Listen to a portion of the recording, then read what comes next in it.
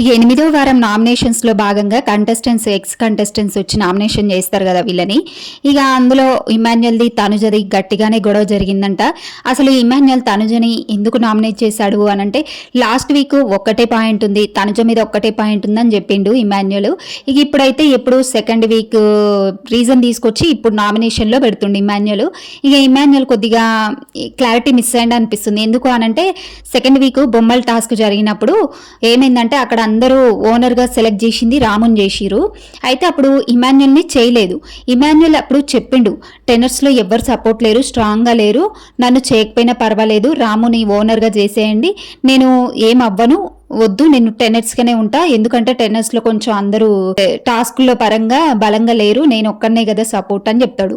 ఇక అట్లా చెప్పినోడు మళ్ళీ ఇప్పుడు తనుజన ఉంటాడు, నువ్వు బొమ్మల టాస్క్లో రాముని ఎందుకు సెలెక్ట్ చేసినావు, రాముని ఓనర్గా ఎందుకు చేసినావు, నన్ను ఎందుకు చేయలేదని రీజన్ చెప్తాడు.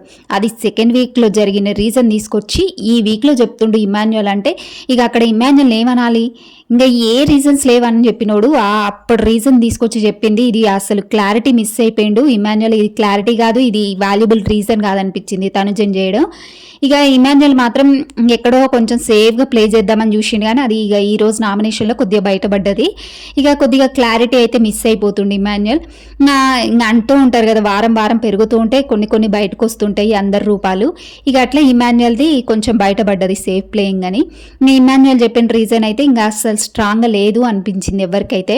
ఇక ఇమాన్యుయల్ మాట మీద నిలబడలేదు, అప్పుడు మాట్లాడింది ఒకటి, ఇప్పుడు మాట్లాడింది ఒకటి అని అయితే అనిపించింది. ఇంకా ఇమాన్యుయల్ చెప్పిన రీజన్ అయితే ఇంకా వాల్యూ కాదనిపించింది. మీకేమనిపించిందో కామెంట్ చేసి చెప్పండి.